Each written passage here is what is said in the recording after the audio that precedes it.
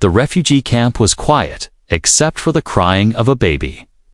The ground was wet and muddy, and the air smelled like smoke and sickness. Near the corner of the camp, away from the other tents, sat an alien woman. Her clothes were torn, her body thin, and her face tired. She held a small, pale child in her arms. Wrapped in a dirty cloth, no one came near her. Some even crossed the path to avoid her. She was the one everyone called the broken mother. No one remembered her name. And no one cared to ask it anymore. She had come to the camp many days ago, injured and alone. Her species once lived proudly among the stars, warriors, leaders, heroes, but now she was just another forgotten soul. Sitting in the mud with her child, most believed she had gone mad. She hardly spoke, and when she did, her voice was soft and cracked. Her baby cried all the time, but she never complained. She just rocked the child slowly, whispering old songs no one understood anymore. That morning, a human transport arrived at the camp. A supply trader named Ethan stepped out, carrying boxes of food and medicine. He was tall, with dark hair, kind eyes, and strong arms. He had been here before, but always stayed near the main road. This time, something made him turn. He saw her sitting there, half hidden in shadow. Her child coughed weakly in her arms.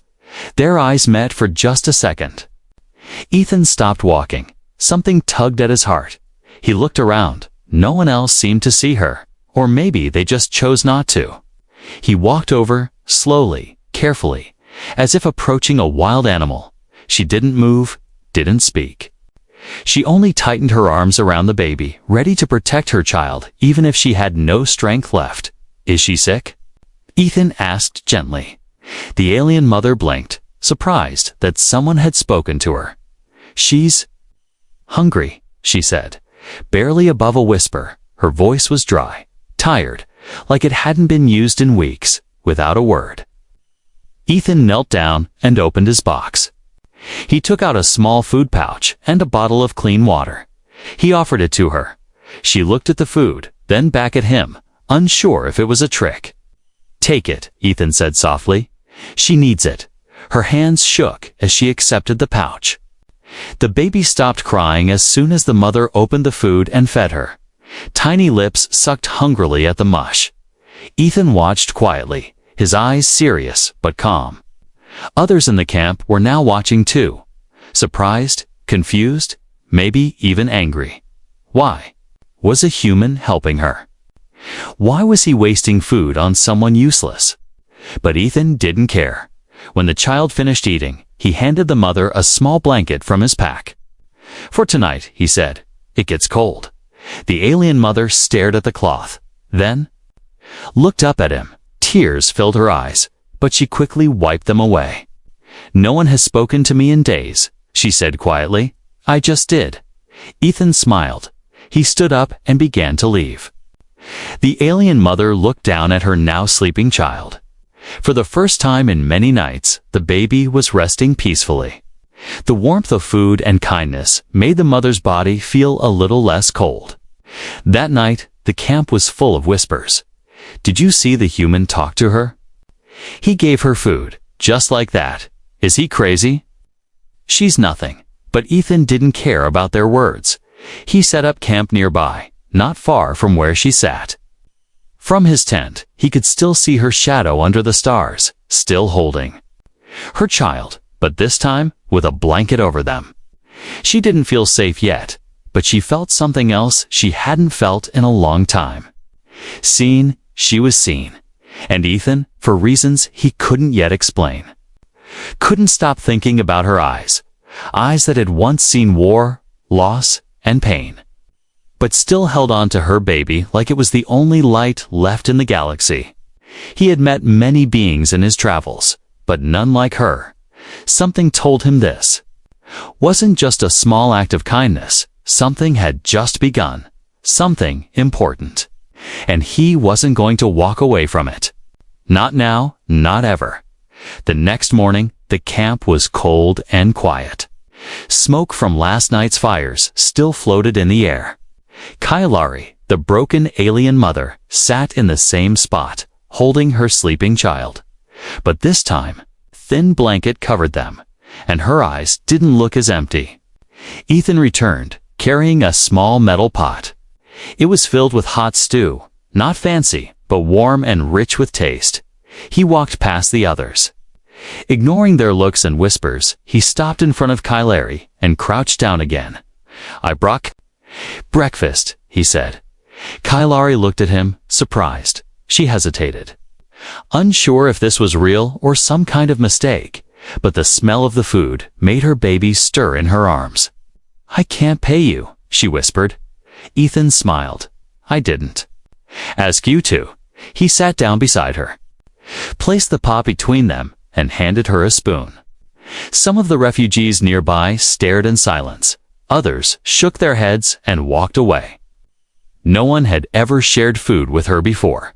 No one had ever sat beside her like she was an equal. Kailari took the spoon slowly, hands shaking. She fed her child first, letting the baby drink the warm broth from the edge of the spoon.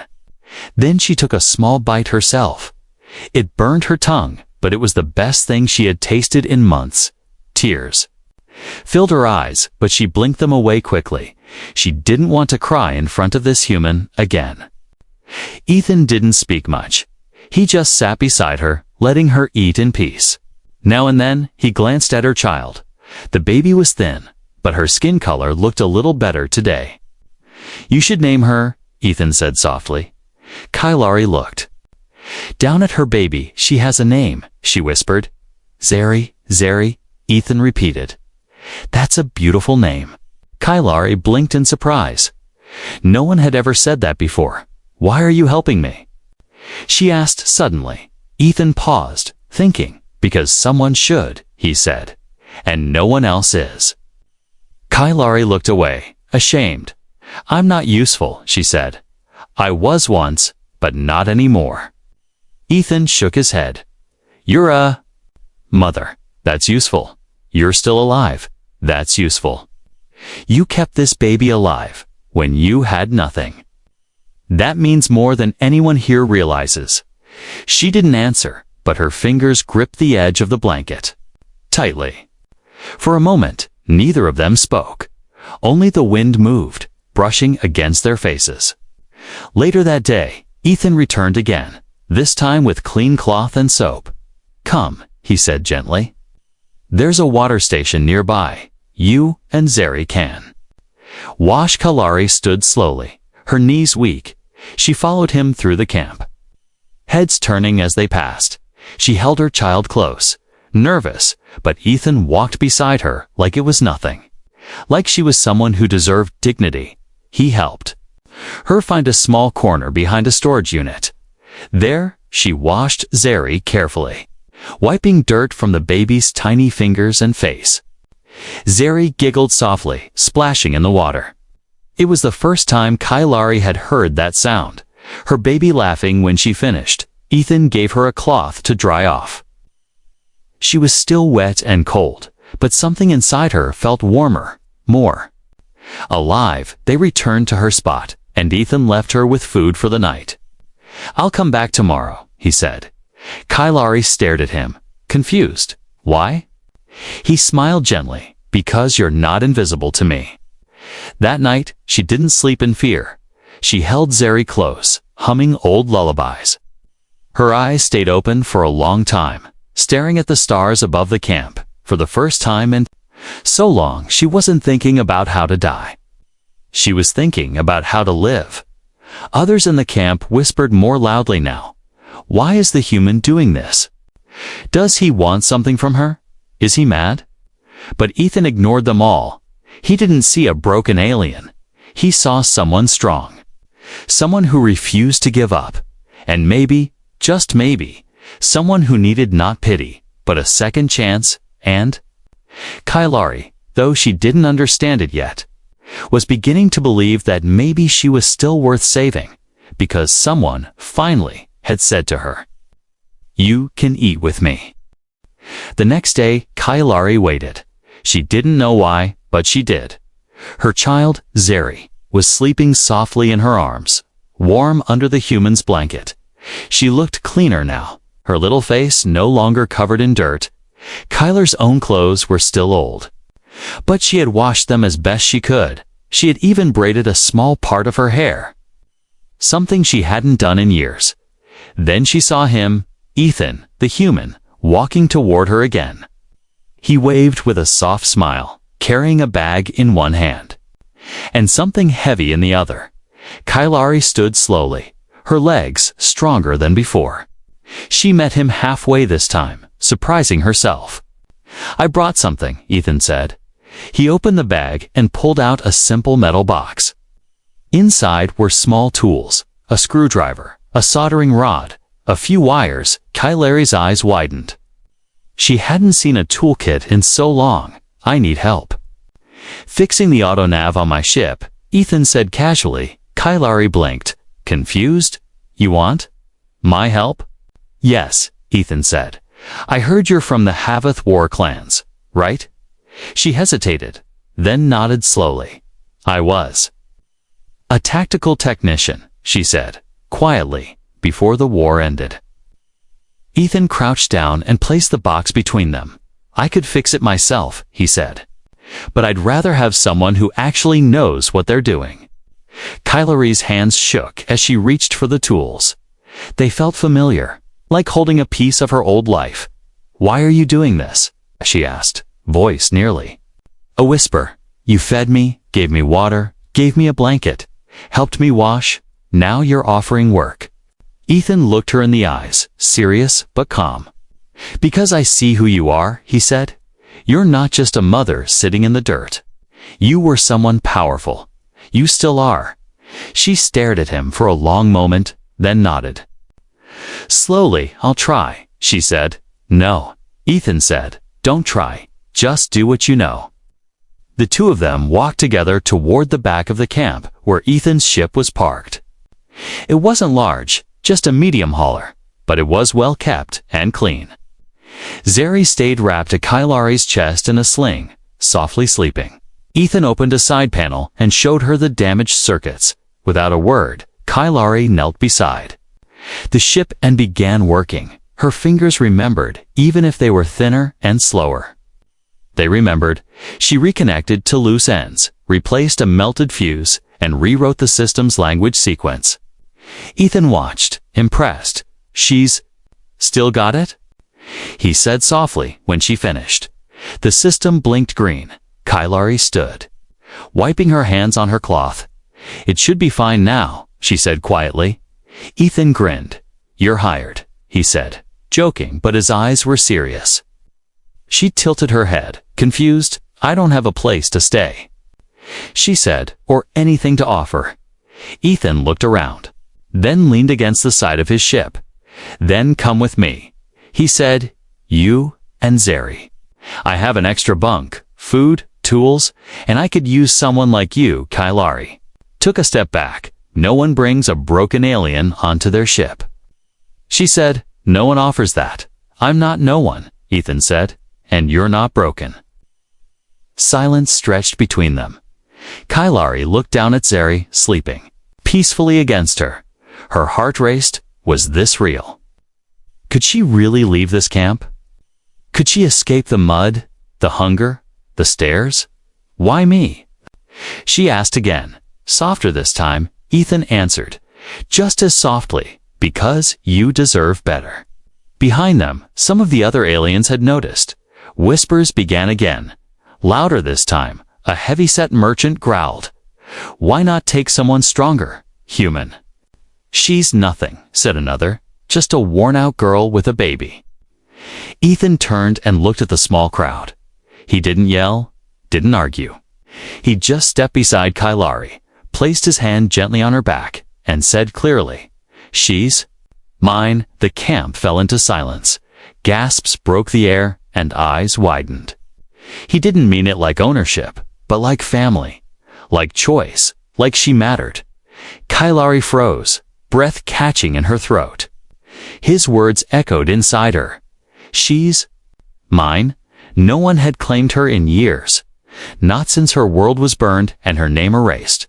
And now this human. He had fed her, protected her, trusted her, and now, in front of everyone, he stood beside her without shame. She didn't say anything. She just reached out, took his hand, and held it tightly. For the first time in forever, her fingers felt warm. They walked back to the ship together. Zeri stirred softly, as if sensing something new. A new chapter had begun, one no one expected. One where the forgotten mother wasn't forgotten anymore. Ethan's ship lifted off slowly. Leaving behind the refugee camp, Kailari sat by the small viewport, holding Zeri in her arms. She watched the ground disappear beneath the clouds. Her heart was beating fast, part fear, part disbelief, and part hope. She hadn't been inside a ship in years, not since the last battle. Not since her people were scattered like dust in the wind. Ethan came to sit beside her, handing her a warm drink. Cam root tea, he said. Helps calm nerves. She held the cup carefully, the warmth sinking into her fingers. He didn't rush her, didn't ask questions. He just sat beside her, quiet and patient. Later, as Zeri slept in the soft bedding Ethan gave them, Kailari stood in the control room. She watched him work on the panel, checking fuel levels and star maps. "You're not afraid of me," she said, almost like a question. Ethan smiled without looking up. "Should I be?" Kailari didn't answer right away. Then she said quietly, "I once commanded fleets." Ethan paused, then turned to face her.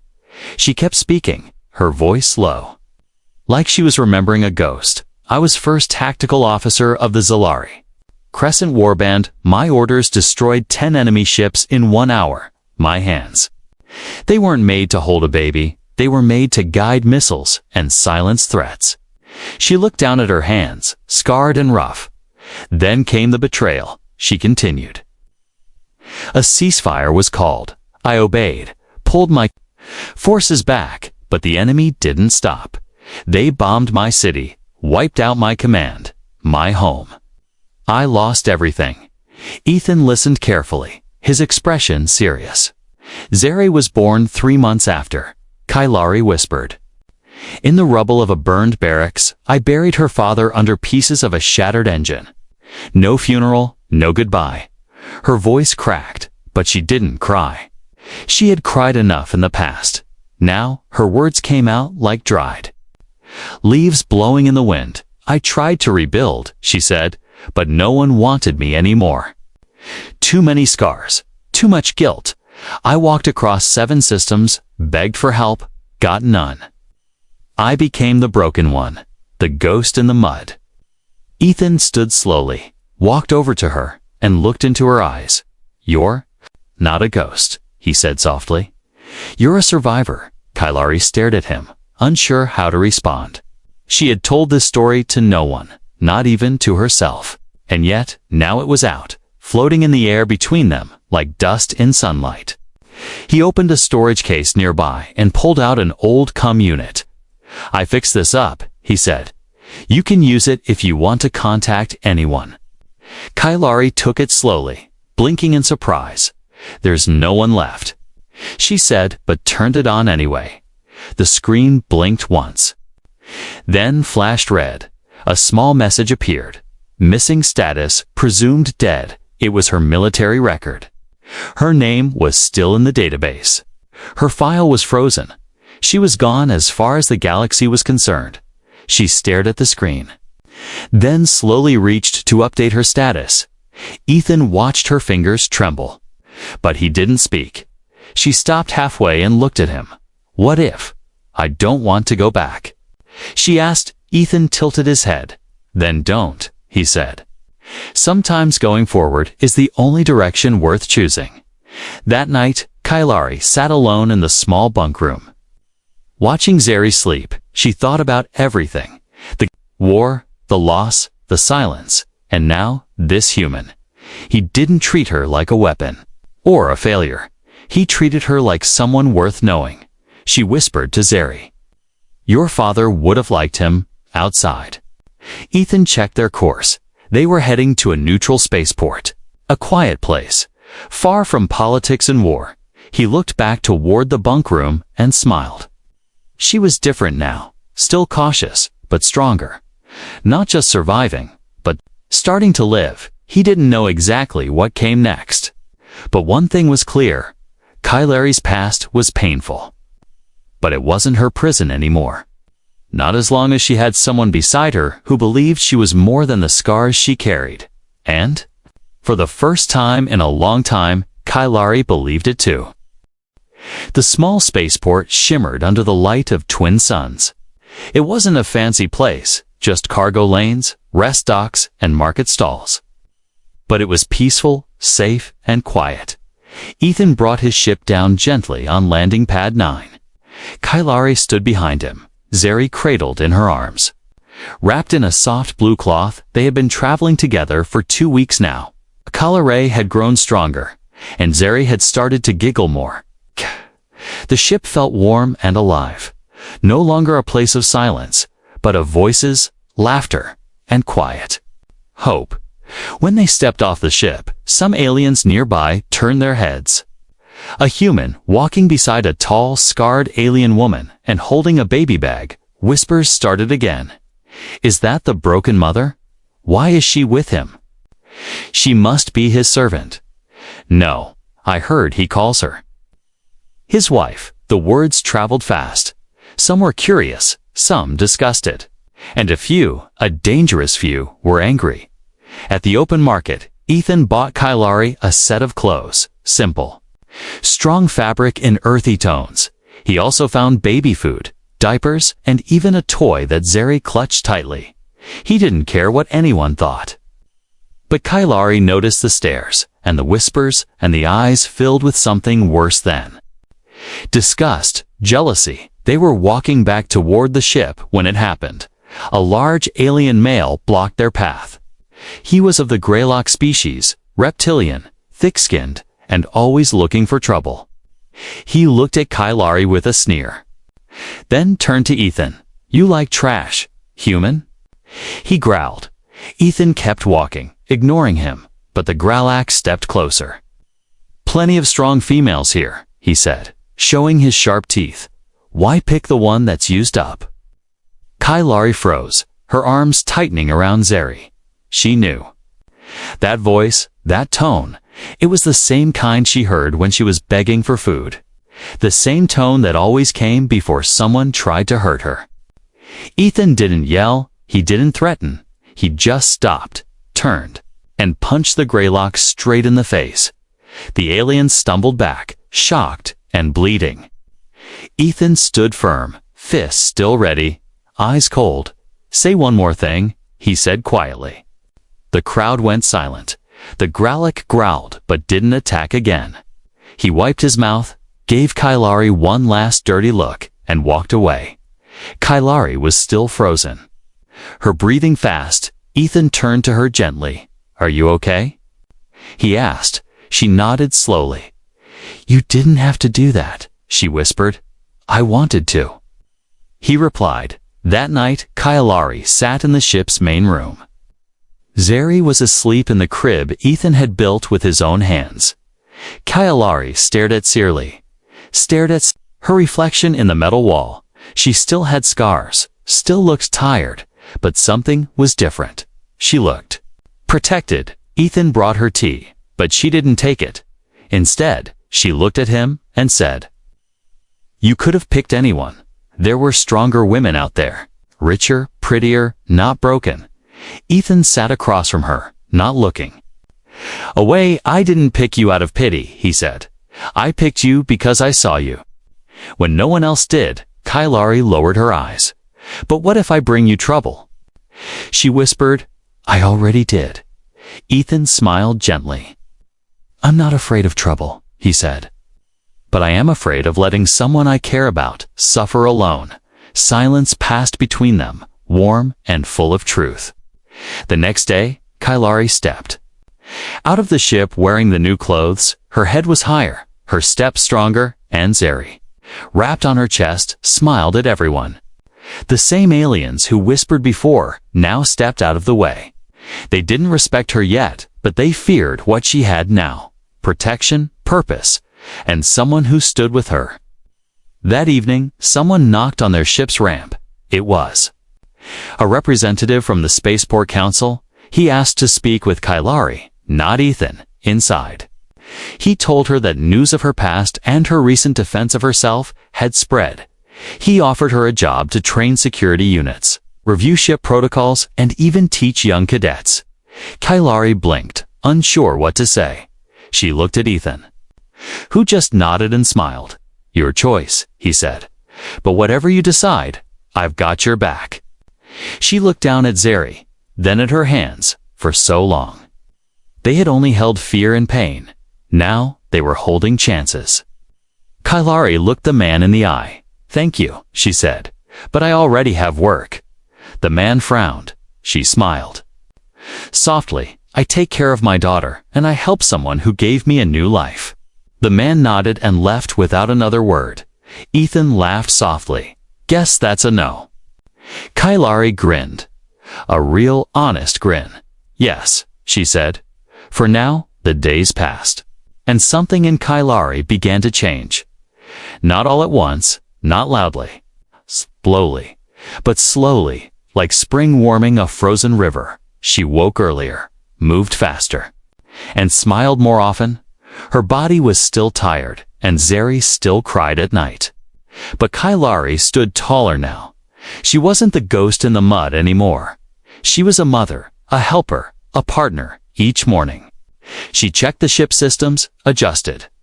The sensors cleaned the inner coils. Ethan watched her work with quiet pride. She knew how everything functioned, better than most trained engineers he had hired before. When Zeri napped, Kailari studied new codes on Ethan's datapad. Her mind, once dulled by hunger and grief, now moved like a sharp blade. She absorbed information quickly, asking smart questions, fixing small issues before they became big ones. One evening, Ethan came back to the ship holding 2 small packages. "What's this?" Kailari asked, lifting Zeri from her sling. Ethan handed her the first box.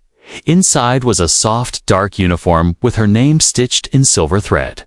"It's for you," he said. "So you look the part." Kailari stared at the uniform, her hands shaking slightly. She ran her fingers over her name. She hadn't seen it written in years. The second box held a tiny outfit for Zeri with little stars on it. Kailari laughed. A real laugh, the kind that made Zeri giggle too. For a moment, the ship felt like a home, not just a vehicle. The next day, a group of young aliens approached their docking bay. They were from nearby vessels, curious and cautious. "Is it true you're from the Zalari Crescent?" one asked. Kailari looked up, a bit startled. "I was," she replied. The kids nodded in awe. One of them held up a cracked pad. "Can you show me how to fix the thermal port?" Kailari hesitated, then slowly nodded. She sat with them on the metal floor, guiding their small hands, explaining slowly. They listened like she was a legend, not a broken woman from inside the ship. Ethan watched quietly, arms crossed. The sunlight lit Kailari's face as she taught the children. He had never seen her look more alive. Later, one of the station officers approached her. He had heard what she was doing and offered her a small classroom in the lower levels. "Just for a few hours a week," he said. "You'll be paid." Kailari looked surprised. "I didn't ask for money. You didn't need to." He replied, "You earned it." That evening, Kailari sat beside Ethan as Zeri played with her toy. She never had a room before, Kailari whispered, watching her daughter, just corners, crates and shadows. Ethan said nothing, but reached out and held her hand. "You gave her space," she said, her voice soft. "And me," she added. "You gave me space to breathe again." Ethan smiled gently. "You filled that space with strength," he said. "I just opened the door." Kailari looked at him, her eyes serious. "No one ever opened any doors for me." She said, "You were the first." Zeri crawled toward them, giggling. Kailari picked her up and held her high. Zeri laughed as her mother twirled her once in the air. Ethan had never seen anything more beautiful. Later that week, another surprise came. The station commander invited Ethan and Kailari to a formal dinner. The message was clear. She wasn't just tolerated now. She was respected, even admired. Kailari stood in front of a mirror, wearing the uniform Ethan had given her. It fit her perfectly. Strong shoulders, neat lines, and her name across the chest. She looked at herself for a long time. She didn't see a ghost anymore. She saw a woman who had survived, rebuilt, and risen again. That night, as she sat beside Ethan at the long table, eyes turned to her. Some still held judgment, but many held curiosity, and a few even held admiration. When asked about her past, she didn't hide it. She spoke openly of her mistakes, her pain, her fall. But she also spoke of the human who had lifted her when no one else would. Ethan said little, just listened and smiled. He didn't need to speak. She was doing it now, telling her story with strength and grace. After the dinner, as they walked back to the ship, Kailari held Zeri close. The stars above looked brighter than usual. She turned to Ethan and said, "Do you know what's strange?" "What?" he asked. "I don't feel like I'm hiding anymore," she said. "I feel like I'm starting." He stopped, looked at her for a long moment, and replied, "You are." Kailari stood at the edge of the landing deck. The wind from incoming ships blew through her dark hair, now tied neatly behind her head. Zeri slept on her back in a soft carrier, warm and safe. She could hear the hum of Ethan's footsteps behind. Her calm and steady, she didn't turn, but she knew it was him. She always knew now. The station had changed, or maybe it was just her. Where once there were whispers and cold stares, now there were nods of respect. Where once she sat in the mud, now she walked beside a man who saw her as equal. Ethan stopped beside her and handed her a small folded document. "What's this?" she asked, opening it slowly. "Family registry papers," he said. "They'll be asking at the next checkpoint." Kailari's breath caught in her throat. Her name was written at the top, full, complete, alive. Below it, Zeri, daughter. And next to hers, Ethan's name, listed as partner. "You signed it," she whispered. Ethan nodded. "I told them you're my family," he said, "officially now." Kailari stared at the paper, her fingers trembling slightly. She had been called many things: soldier, traitor, beggar. Broken, but never this. Never partner, never wife, never family. "Are you sure?" she asked softly. "There's still danger with me. There's still things I carry." Ethan smiled gently. "I've seen your past," he said, "and I still chose you. I didn't fall in love with someone perfect. I chose someone brave, someone who kept walking when the world said stop." Kailari's eyes shimmered, but no tears fell. She had cried enough. Now she just breathed. Deeply and slowly, they walked back into the ship, where Zeri's tiny crib sat glowing with a soft light. Kailari placed her down gently, brushing a kiss on her forehead. Zeri stirred, but didn't wake. She felt safe. She had been safe ever since Ethan came into their world. That night, a soft alert rang through the comms. The Refugee Council had requested Kailari speak at a gathering, not just as a survivor, but as a voice for lost mothers, for broken warriors, for forgotten people. Ethan watched her read the message. "Will you do it?" he asked. Kailari nodded slowly. "Yes," she said, "but not for me. For the ones still in the mud, waiting." The next morning, the council hall was full. Leaders from across 3 sectors had gathered. The room was full of polished uniforms and shiny boots. Kailari stood at the center in her own uniform, not perfect, but real. Her scars were visible, her voice strong. She spoke not as a soldier, but as a mother. She told him about fear, about hunger, about being invisible. And then she spoke about hope. Hope that came in the form of a simple human who said, You can eat with me." Ethan sat in the front, Rosary sleeping on his shoulder. He didn't need applause or medals.